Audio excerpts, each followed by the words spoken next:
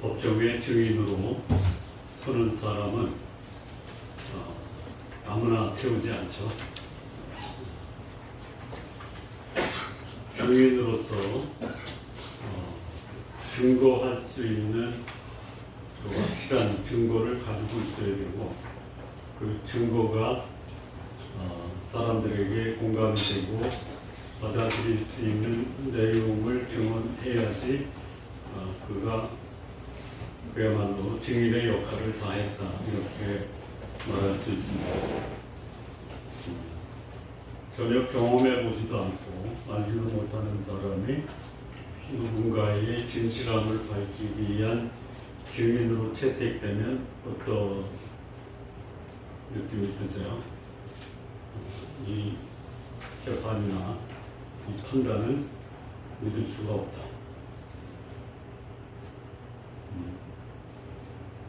복음을 증거하는 증인이 본인이 증거하는 내용을 소위 우리말로 빠삭하게 파악하고 있어야죠. 빠삭하지는 못해도 내가 믿고 있는 것이 무엇인가를 듣는 사람에게 이해할 수 있을 정도로 전달할 수 있어야죠. 특히 이 복음을 전하는 이 증인은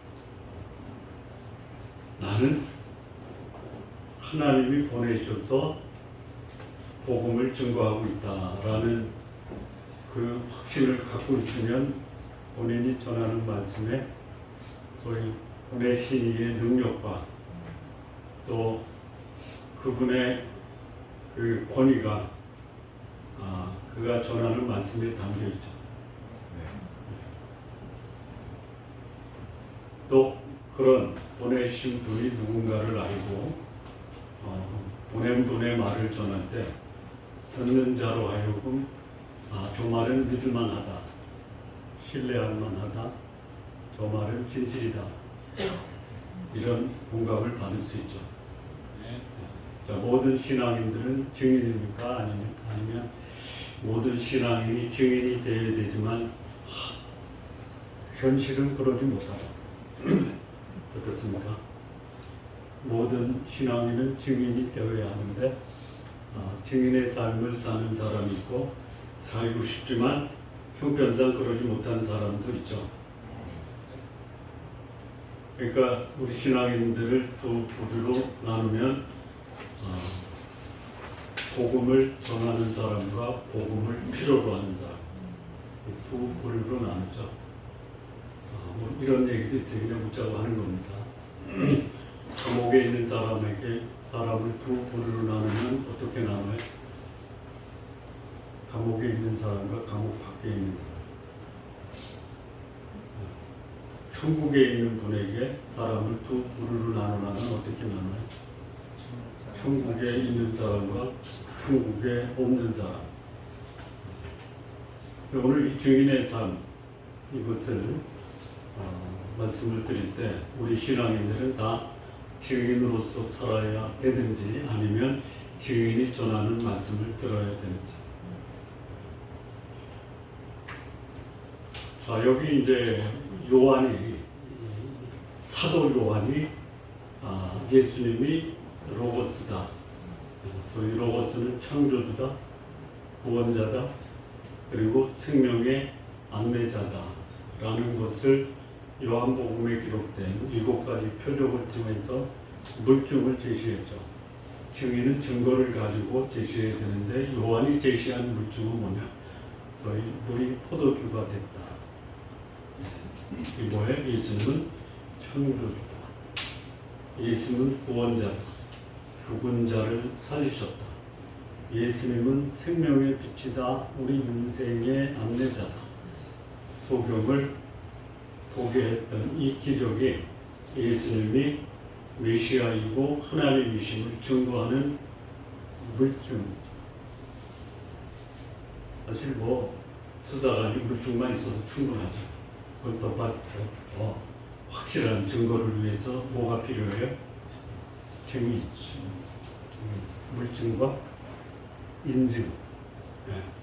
이 사람이 그 사건을 목격했다든지 경험했다든지 하면 이게 법적 효력을 갖죠. 여기 요한은 어떤 사람이냐? 이 사도 요한이 아니고요, 세례 요한이에요.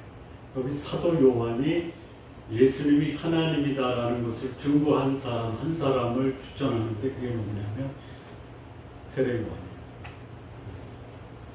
침례교에서는 침례 요한이다. 침례와 세례의 차이가 뭐냐? 의미의 차이가 없어요. 형식의 차이는 있어요. 그리고 세례 요한에도 상관없고 침례 요한에도 상관없어요. 그래서 요한은 예수님을 따르기 전에 누굴 따랐죠? 세례 요한을 따랐습니다.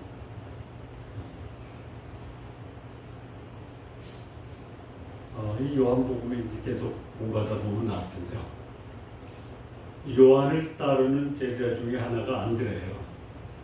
두 제자가 요한의 말을 듣고 세례 요한을 따르다가 예수님을 따릅니다. 근데 사도 요한이 자기가 세례 요한의 제자였다가 예수님을 따르는데 요한복음의 특징 하나가 뭐냐면 요한이 자기를 밝히지 않아요. 예수님을 따르던 자, 예수님의 사랑받는 자, 이렇게. 여기 예수님을 따랐던 사도 요한이 본래는 세례 요한의 제자예요. 그리고 세례 요한은 유대의 정파 또는 풍파 중에 에세네파에 속했던 사람으로 불려줍니다. 바리새인, 사두개인, 열심당, 에세네. 에세네파는 경건주의를 지향했던 종교 세력이에요. 그 세력이 주로 광야에서 공동체 생활을 합니다. 요한이 광야에서 외치는 자의 소리라고 했잖아요. 경건무리와 함께 있으면서 그가 메시아를 증거한 거예요. 이제 자신이 만난 메시아, 그거를 자기 제자에게 소개해요. 이게 이제 소위 증거자들, 증인들의 특징이 하나예요. 나중에 말씀을 드리겠습니다. 근데 요한이 우리 첫 시간에 요한의 배경에 대해서 함께 나눌 때 요한은 굉장히 학문적으로 수준 높은 사람이에요. 왜 그러냐? 대제사장과도 친분이 있었던 사람이고, 그 다음에 예루살렘 랍비 학교에서 교육을 받았던 그런 지식적으로도 교양이 있는. 그래서 요한복음을 보면 그가 헬라 철학 또 유대 역사 이것에 대해서 깨뜨리고 있고, 예수님의 행적, 그의 말씀을 기록한 것을 봐도 헬라인들, 지식을 추구했던 헬라인들이 이 말씀을 듣고 예수님을 하나님으로 받아들였다. 그래서 이 증인은요, 적어도 내가 어떤 사람인지 알아야 돼. 내가 신앙적으로, 영적으로 어떤 사람인지를 확실하게 정립을 해야 돼. 그거 안 되면 내가 나도 모르는데 내가 누구에게 내가 전하고자 하는 그 진실을, 진리를 전하기가 쉽지 않잖아요. 그 다음에 이 전하는 사람이 진리를 전해도 진리를 전하는 그 사람의 삶과 행동과 인격과 자세가 듣는 사람에게 공감이 안 되면 이 진리는 소위 쓰레기통으로 들어갈 수 있어요. 여러분, 제가 진리를 전하려고 애쓰는 건 아시죠? 애는 쓰는데 감동은 안 될 수도 있죠. 네? 감동돼요? 안 될 수도 있다. 없어요. 왜 그러냐? 내가 전하는 진리의 말씀이 거짓이라 그런 게 아니고, 진리를 전하는 그 사람의 삶, 행동, 자세, 성품에서 너나 그렇게 살아 이렇게 하면은 그 말씀은 진리의 가치를 상실한다. 그래서 이 증인은 자기의 정체성도 분명해야 되고, 본인의 인격과 성품, 자세도 듣는 사람에게 감동과 공감을 불러일으켜야 합니다. 세 번째는 내가 전하는 콘텐츠, 내용이 분명해야 됩니다. 여러분, 우리 신앙인은 증인이냐 증인이 아니냐 두 부류로 나눌 때 증인의 삶을 살려면, 적어도 여기 세례 요한이 보여주었던 그의 정체성, 그의 삶의 자세, 그리고 그가 전한 메시지 요거를 분명히 해야 돼. 그래서 우리말에도 있잖아요. 알아야 면장을 하는 거예요. 면장을 하십시오. 우리 어머니 평생 소원이 동석이었었거든요. 그래서 공부하라고 했어요. 근데 나중에 동석이보다는 그래도 영향이 있는 공무원이 돼서 어머니 기대는 충족을 시켰어요. 그때 우리 어머니 하시는 말씀이 공부해야 동석이라도 되는 거야. 이놈아. 동석이가 안 될 줄 아는 거다.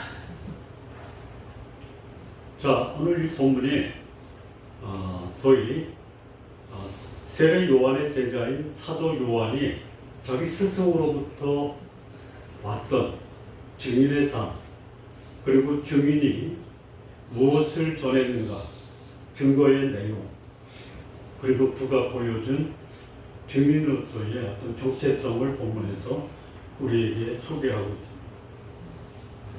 이 세 가지 소위 정체성과 삶의 자세와 그리고 내용이 분명하지 않으면 이거부터 배워요. 나도 증인이 되고 싶은데 아직은 아닌 것 같다 라고 하는 분에게는 그 세 가지, 자기 정체성, 그리고 인격적 성숙, 그리고 세 번째 내가 증거하는 증거의 컨텐츠, 이거를 분명하게 정립하라. 당장 내가 증인의 삶을 못 살아도 증인의 기회가 왔으면 적어도 세 가지는 분명하게 정립을 하십시오. 자, 먼저 이 증인의 소위 정체성이에요. 증인이 누구냐? 증인이 누구냐? 여기 본문에 세 가지를 봐요. 첫째는 뭐냐? 나는 그의 신들매도 풀 수 없을 정도로, 여러분 신발끈 매는 사람이 소위 권위 있는 사람입니까? 아니면 소위 신발끈만 매는 그냥 그런 허들의 일입니다. 그런데 여기 세례 요한은 뭐라고 그랬냐면 나는 엎드려 그의 신발끈 푸는 것도 못하는 사람이다. 여러분 누군가가 여러분에게 와서 제가 구두 닦아드릴까요? 그러면 기분이 어때요? 좋죠. 그런데 그분이 내가 존경하는 스승님이야. 그러면 기분이 어때요?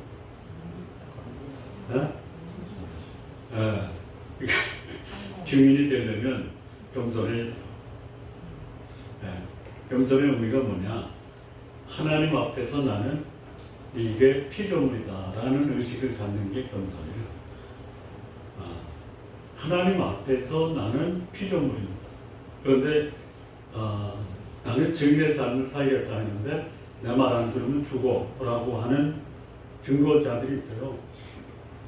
아니 예수님 전화로 왔는데 본인이 대접을 받아. 떨거지들 끌고 다녀. 이거는 아예 처음부터 증인의 자격이 없어요. 하지 말아야지. 아니 자원에서 예를 들어 제가 누구한테 복음 전하러 갈 때 어떻게 복음이 증거되는지 보고 싶어요. 같이 가세요. 난 묻는 거야. 근데 목사님 혼자 가면 외롭고 또 누가 대접해주는 나를 이렇게 따라오려고 하면 오지 마세요. 여기 요한이 유대인들에게 예수님을 소개할 때 스스로 말하는 거예요. 내가 전하는 이 예수는 진짜 잘해야 된다. 인크리스라고 해요. 날로 번성해야 된다. 그런데 나는 디크리스라고 해요.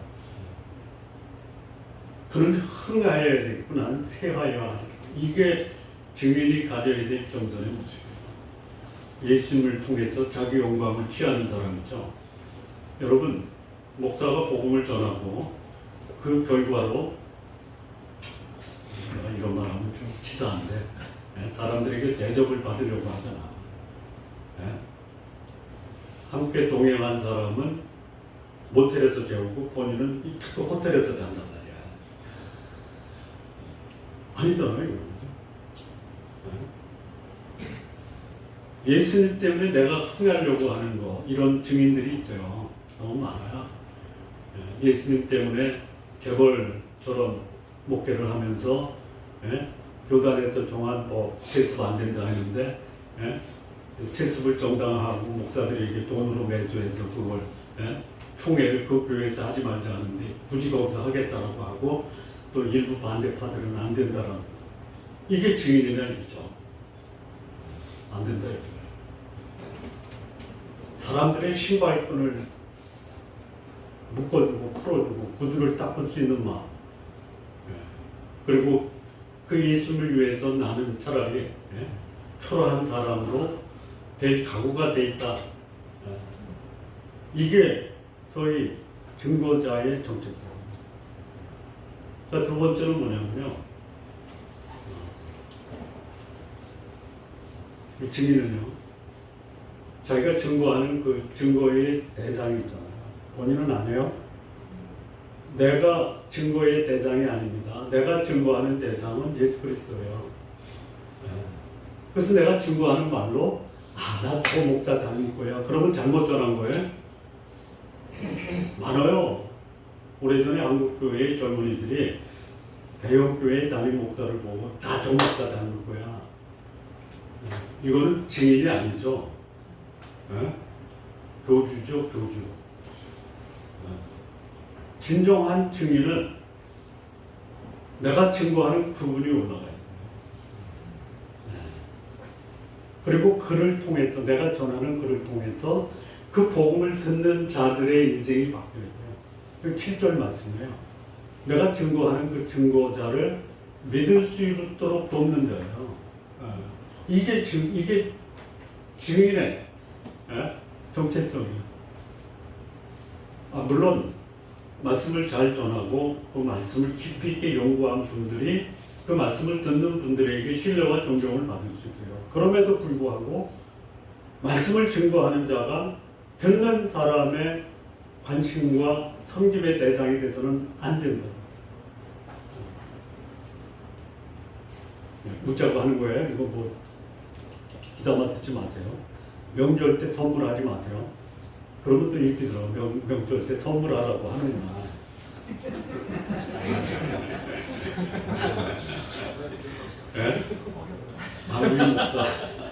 우리 목사 말씀 준비하고 연구하는데 명절 준비나 하겠어. 그래서 뭐 꽃감을 보낸다든지 뭐 복숭아를 보내는 건 제가 감사하게 봤는데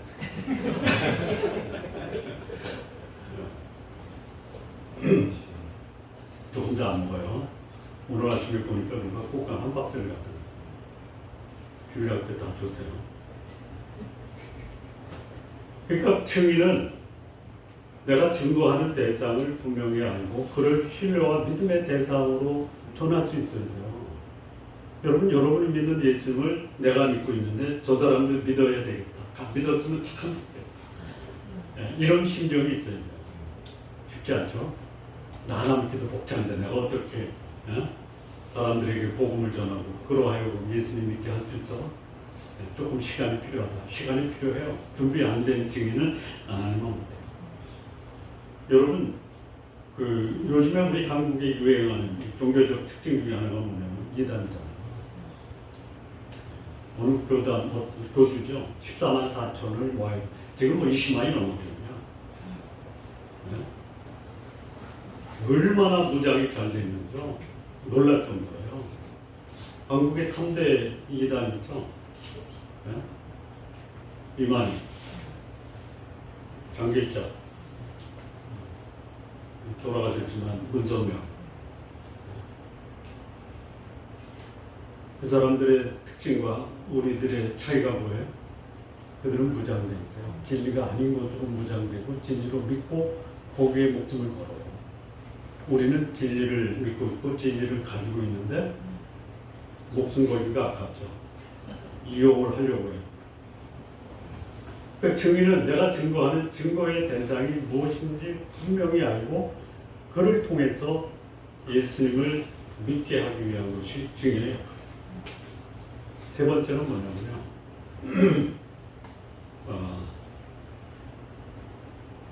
여기 23절에 이 세례요한이 자기를 뭐라고 하냐면 주의 길을 곱게 하라고 광야에서 외치는 자의 소리다. 소리 중요합니다. 이 스피커의 스피커.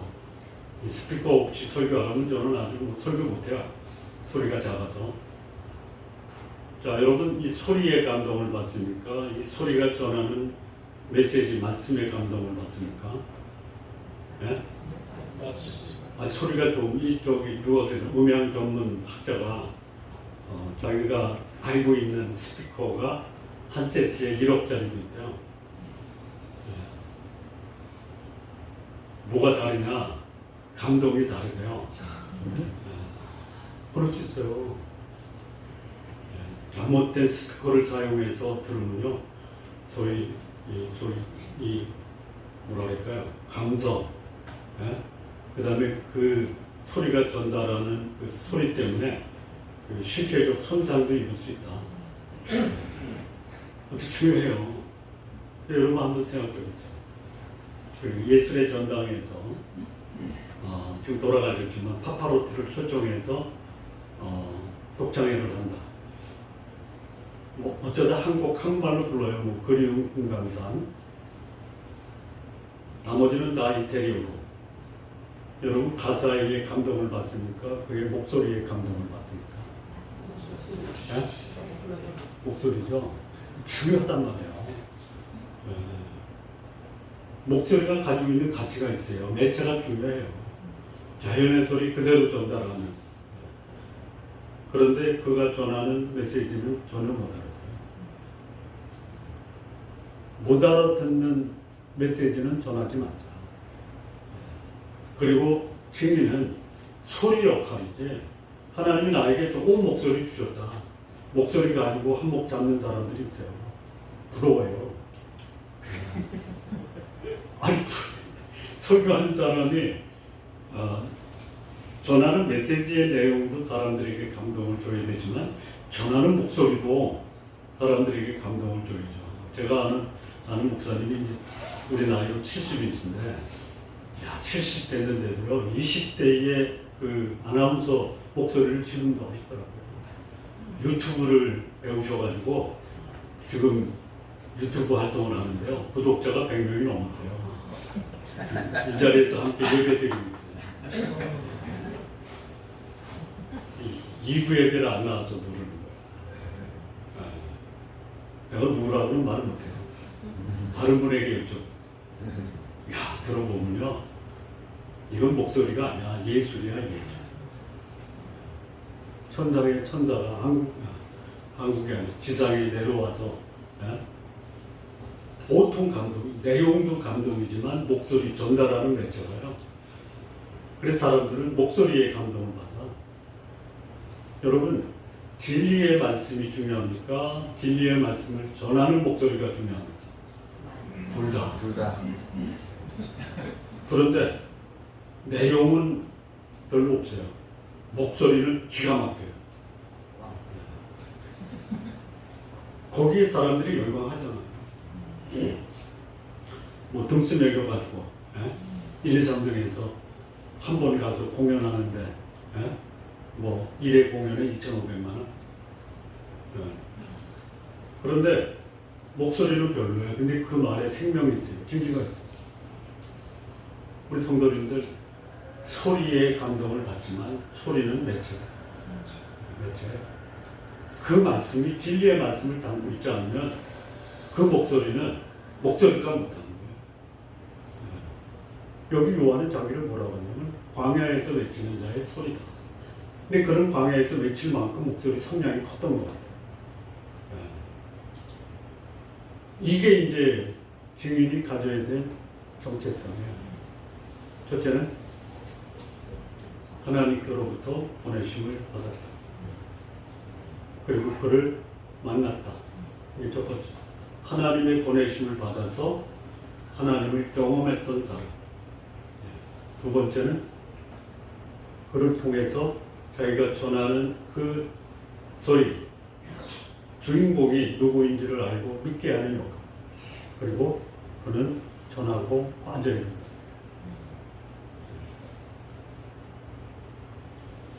말씀을 전하는 분이요, 메시지가 좋아서 여러분들 초청하는 건 좋아요. 목소리가 좋아서 초청하는 것은 굉장히 경계할 필요가 있다. 자, 두 번째, 이 이제 증인의 자세인데요. 첫 번째, 아까 말씀드린 것처럼, 나는 신발 끈 풀기로 감당할 수 없다. 나는 새하여야 되지만, 내가 전하는 예수 그리스도는 흥해야 된다. 이 자세예요. 이거 했나요? 아까 했긴 했죠. 이게 첫 번째 자세예요. 여러분, 사람들이 제일 경계하고 기분 나쁘고, 예? 만나면 회피하려고 하는 사람이 어떤 사람이에요? 어? 그만한 사람이에요. 그만한 사람. 특히 높은 사람 앞에서 그만하면요, 그거를 뭐라고 그래요? 배신자라고. 높은 사람 앞에서 거들먹거리면 있는 것까지 빼앗기죠. 그런데 사람들의 신뢰와 존경을 받는데 거기다가 자기를 낮추는 사람은 어떻게 돼요? 높아지는 거예요. 하나님이 교만한 자는 대적하세요. 그런데 하나님 앞에서 겸손한 자는 은혜를 도와주고요. 때가 되면 높으세요. 그러니까 높으려고 하지 말고 자기를 낮추는 겸손의 훈련을 하라고. 여기 세례 요한이 보여준 삶의 모습이 뭐냐? 신발끈조차도 풀 감당할 수가 없다. 그는 흥해야 되겠고 나는 새하여야 되겠다. 의지적으로 갑니다. 이렇게 되려고 마음을 가지면 증인이 되세요. 그 증인이 되기를 원하면 겸손부터 배워야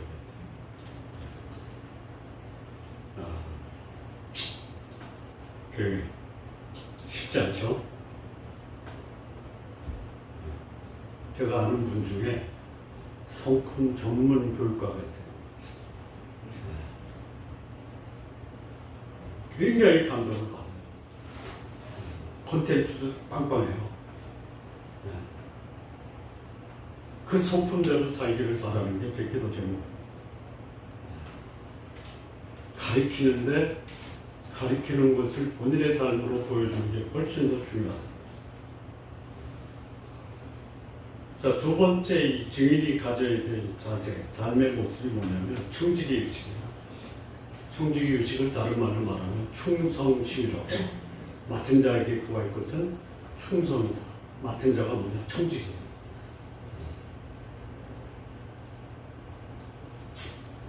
자, 이게 이제 베드로전서 4장 10절 11절인데요. 이게 청지기가 뭐냐?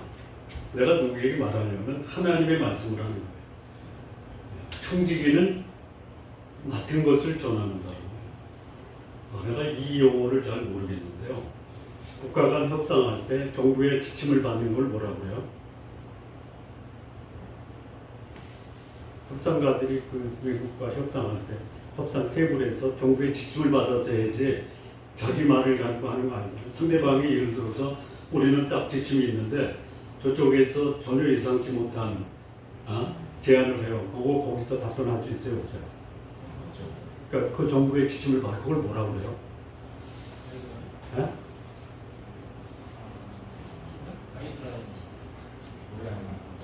가이드라인은 우리말로 뭐라고 해요?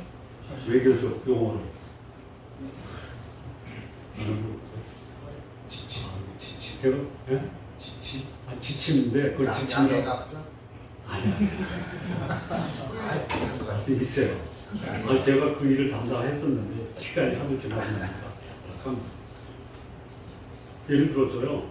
그 정부에 국회에서 답변할 때 장관이 전혀 예상치 못한 질문하면 답변을 해야 안 해요? 안 해요. 상대방이 요구할 때 그 협상 테이블에 있는 사람이 정부 지침 받아서 그 범위 내에서만 해야 돼요. 이게 청직이에요. 내가 하나님 말씀 전할 때 자기 말한단 말이에요. 그거는 증인의 자세가 아니에요. 여기 보면은 누가 말하자면 하나님의 말씀을 하는 것 같이 하고 누가 봉사하려면 하나님이 공급하시는 힘으로 하고 범사의 예수 그리스도로 말미암아 하나님이 영광 받으시게 하라. 이게 총직이시고요. 물론 내가 하나님께서 주신 증인으로서 열심히 공부하고 연구하고 성도들의 필요를 채우고자 하는 노력을 내가 해야 돼. 그래서 자기 경험을 얘기하는 것은 증인이 아니야. 이단들의 특징이 뭐예요? 나에게 진리가 있다. 내게 오는 자는 복을 받는다. 가요. 사람들이 간단 말이에요. 놀라울 정도로 사람들이 거기에 매료가 돼요. 여러분, 이 한국 사람들의 특징 중에 하나, 정체성 중에 하나가 강한 자에게 약하다 이런 게 있거든요. 인격적으로 내지는 뭐 한다고요? 기어오른다고요. 그래서 사람들을 많이 끌어모은 사람은 대부분 뭐가 있어요? 카리스마가. 카리스마를 갖다 줘도 저는 행사할 줄 몰라서 받지도 않을 거지만 청지기 의식을 갖는 게 증인이 가져야 될 중요한 자세예요. 나에게 주어진 것 충성스럽게 감당하는 것. 자, 이제 증거의 내용인데요. 증인의 자세는 소위 겸손과 청지기 의식. 그럼 증거는 뭘 증거해야 되느냐? 왜 증거해야 되느냐? 예수님이 하나님이심을 믿게 하기 위한 내용이 증거의 내용입니다. 첫 번째는 뭐냐면요. 예수님을 등지고 살았던 사람이 예수님께로 향하게 하는 회개의 메시지를 전합니다. 요즘 한국 교회의 특징 중에 하나가 회개의 메시지가 희귀한 시대가 됐다. 그러면 무엇에 익숙하냐? 성도들이 부담 없는 설교, 축복의 설교, 집안 잘 되고 사업 잘 되기를 소위 축복하는 설교. 영혼을 살면서 우리가 준비해야 될 게 천국이고, 천국 가기 위해서는 하나님 없이 살던 사람이 하나님과 더불어 사는 인생의 방향 전환이 되기.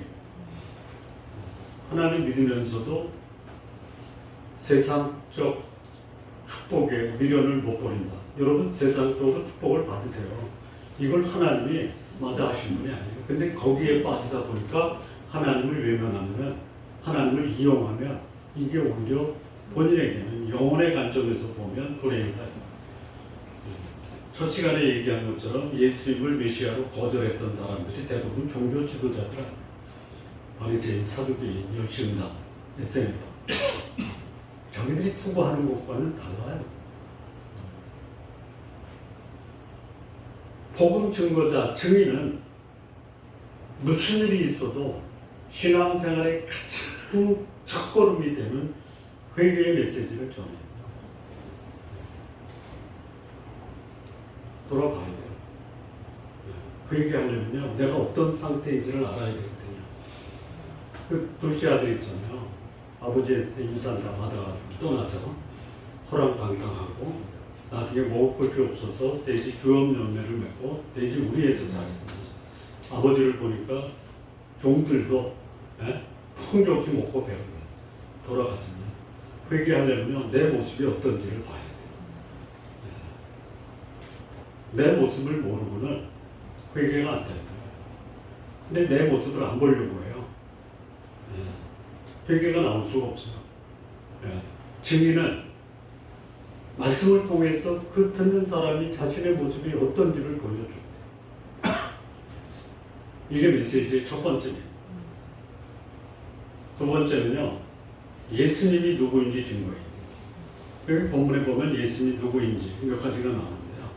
19절, 20절에서는 여기 이제 사람들이 바리새인이 요한에게, 세례 요한에게 가서 너 누구냐 했더니 나는 메시아도 아니고 엘리야도 아니고 그 선지자도 아니다.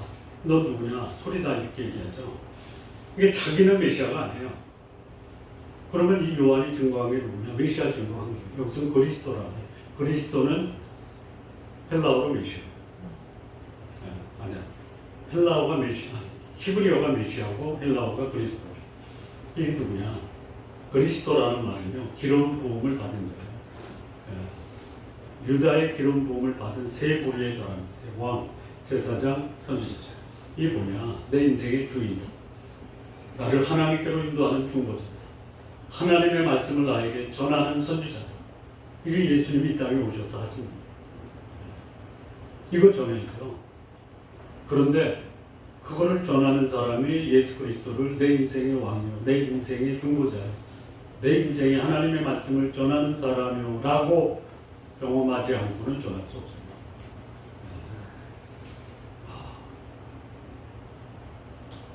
역사적으로 보면요, 신학이 철학을 따라가요. 네? 종교개혁과 르네상스가 같은 시기에 시작이 되는데 놀랍게 신학은요, 철학을 따라가요. 예를 들어 실존주의 철학이라고 했죠. 네? 케르케고르, 하이데거, 야스퍼스, 네? 까뮤. 그런데요, 신학이 그 실존주의 철학을 따라서 신학을 정했대요. 대표적인 사람이 누구냐? 칼 마르트예요. 칼 마르트에 관한 사람은 그는 순수 복음주의다. 그런데 순수 복음주의자가 보니까 아니에요. 그래서 이 칼 마르트를 뭐라고 했냐면 신정통파라고 해요. 아니라고 하긴 뭐한데 좀 달라. 뭐가 다르냐? 실존주의 차원에서는요, 주관과 경험이 실존주의 철학의 핵심이에요. 내가 느껴져야 돼요. 주관이요. 경험에 내가 겪어봐야 돼요. 근데 태초에 하나님이 천지를 창조하실 때 겪어봤어요? 감동이 와요? 안 와요? 빼버려요. 그런데 또 믿어요. 믿어.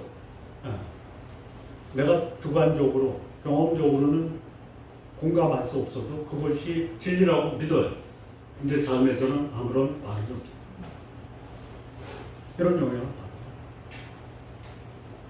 요즘에 유행하는 철학 중에 하나가 뭐냐면 가정 철학이 있어요. 이게 변증법처럼 해결해.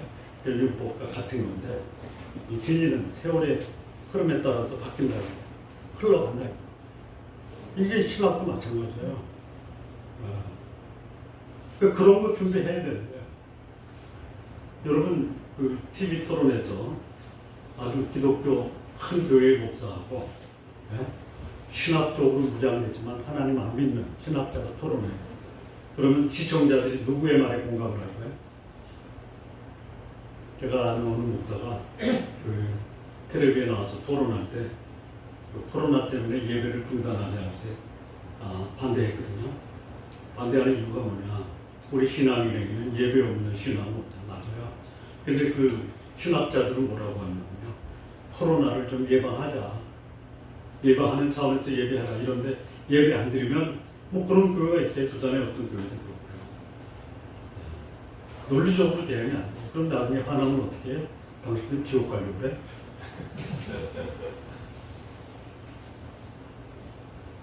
예수 그리스도를 정확하게 알고 듣는 사람이 공감할 수 있도록 해야 돼. 준비를 해야 돼.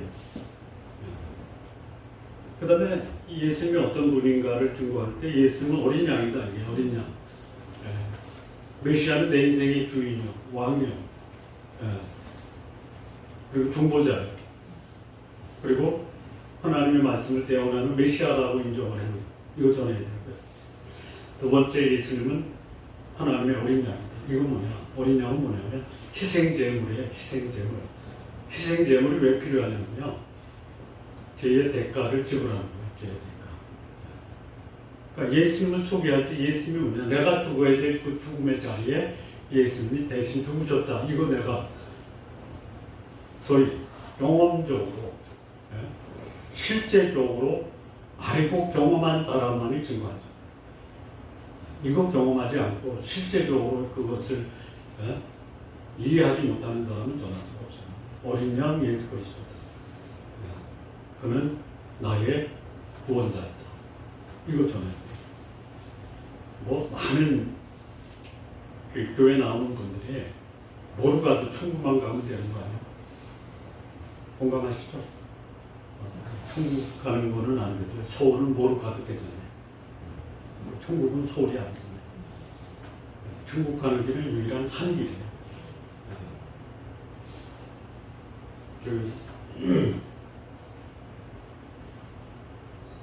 공자님이나 부처님이나 소크라테스나 예수님이 다 삶과 죽음에 대해서 교훈했죠.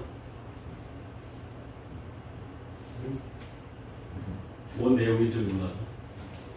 자, 공자님은요, 이거예요. 논어에 나오는데요. 내가 살아있는 것도 모르는데 죽음에 대해서 어떻게 하나 모르겠다. 거기에 사람들이 열광해요. 왜 모르는 거 가지고 거기 신경 쓰냐. 공자님도 몰랐는데. 몰라도 되는 거예요.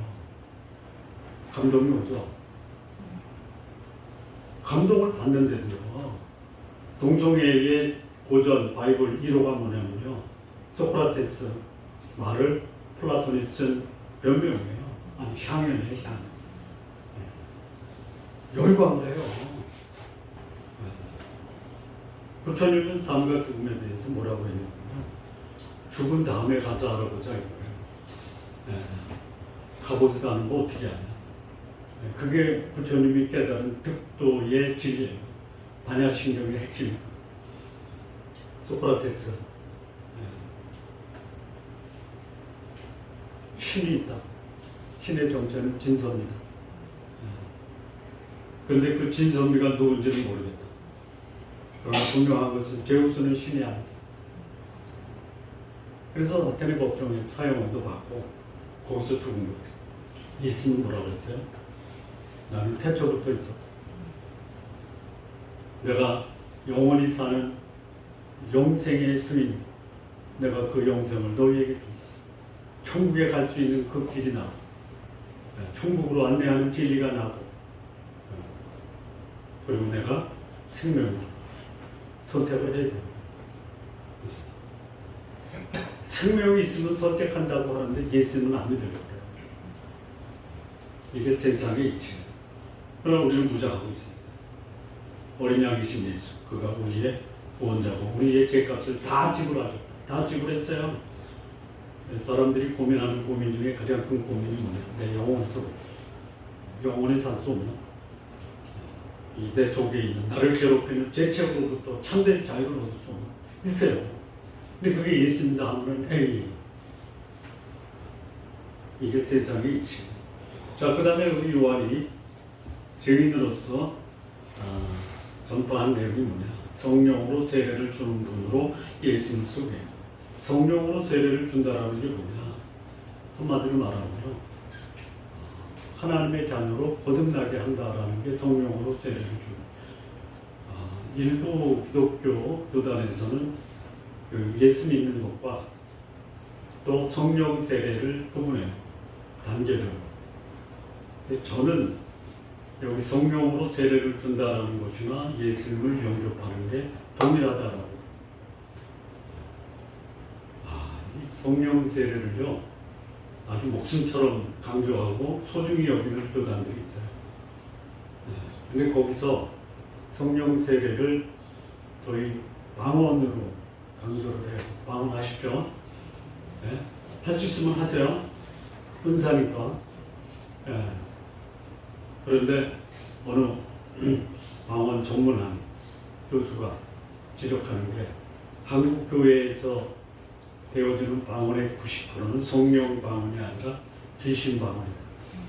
귀신 방언을 뭐라고 해요? 귀신 신하라 까먹는 소리다.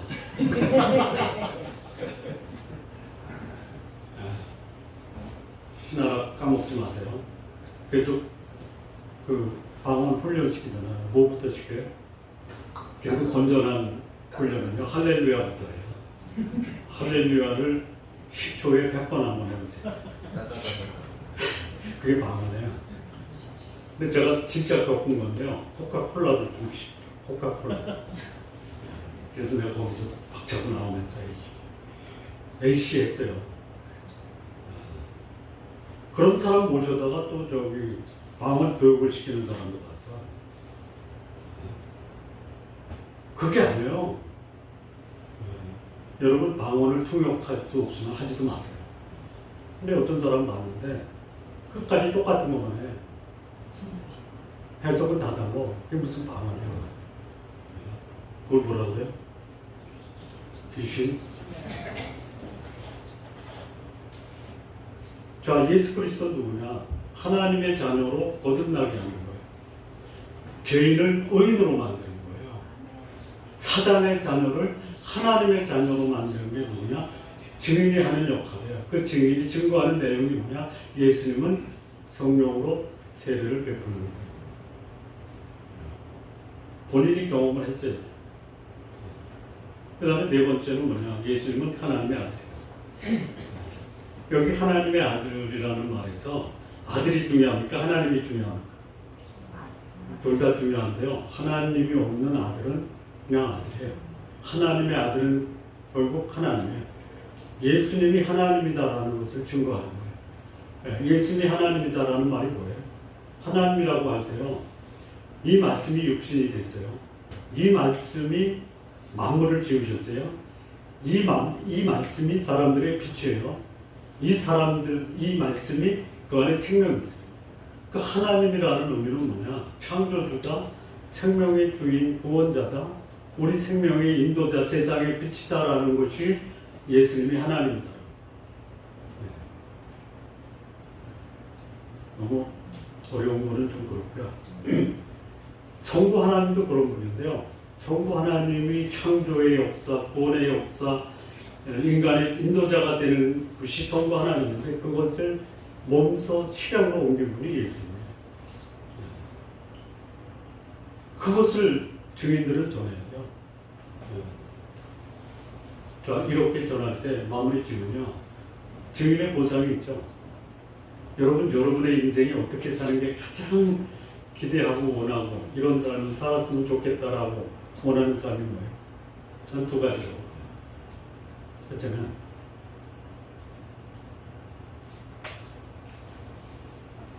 여자로 나온 자 중에 나보다 큰 자가 없다.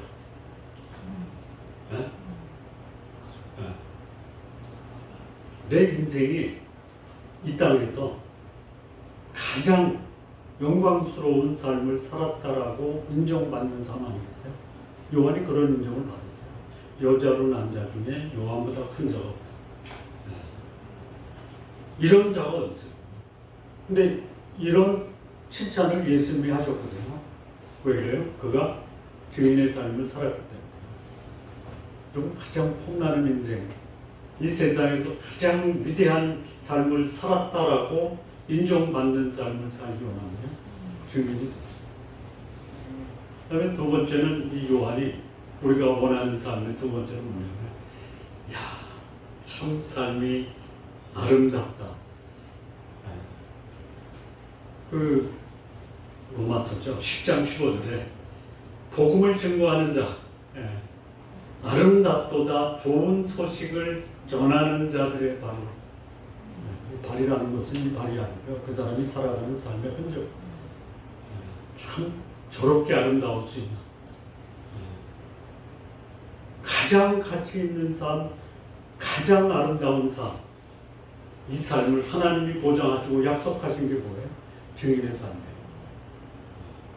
여러분, 지금 내가 증인의 삶을 살고 싶어도 못 산다면요. 준비부터 하세요. 뭐래요?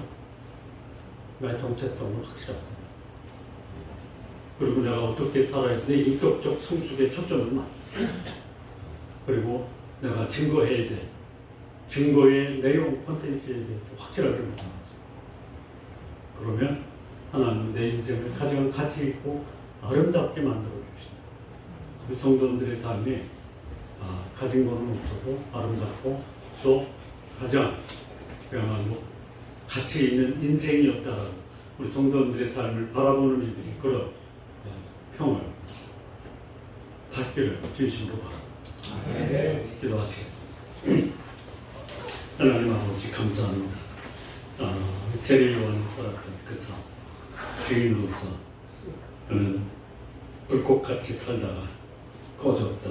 그럼에도 불구하고 하나님이 그를 가장 높이 평가하고 아름다웠던 인생을 살았다라고 칭찬했던 그 삶이 오늘 우리들에게 있게 하옵소서. 그래서 나의 정체성을 확립하고 내 삶의 자세, 인격이 성숙하고 내가 증거해야 될 예수 그리스도 깊이 이해하고 경험하는 우리 성도님들 모두 되게 하옵소서. 예수님의 이름으로 기도합니다.